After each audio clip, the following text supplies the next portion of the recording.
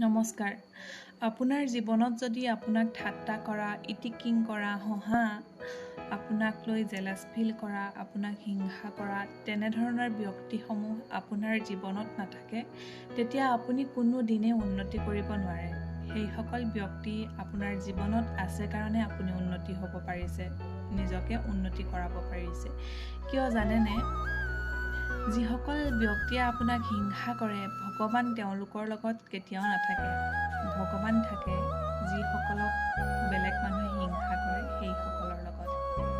গতিকে আপোনাৰ জীৱনত আপোনাক লৈ জেলাছ ফিল কৰা, আপোনাক ঠাট্টা কৰা, আপোনাক ইটিকিং কৰা, এনেধৰণৰ ব্যক্তি থকাটো খুবেই প্ৰয়োজন। কাৰণ তেওঁলোকে এজন ব্যক্তি খুব বেছি জেদী, খুব বেছি আত্মবিশ্বাসী, ভগৱানৰ ওপৰত বেছি বিশ্বাস আৰু ভৰসা সেইসকল ব্যক্তি জন্মায়। কিয় জানেনে? তেওঁলোকক আপুনি একো ক'ব নোৱাৰে। সেইবোৰ আপুনি এদিন ভগৱানক দি যায় বা ভগৱানক দিয়ে, আৰু তাৰ বিপৰীতে ভগৱানে আপোনাক বৰ ধুনীয়াকৈ আশীৰ্বাদ দিয়ে। আচলতে যিসকলে আপোনাক জেলাছ ফিল কৰে, ঠাট্টা কৰে, আপোনাক ইটিকিং কৰে, তেওঁলোকক কৈ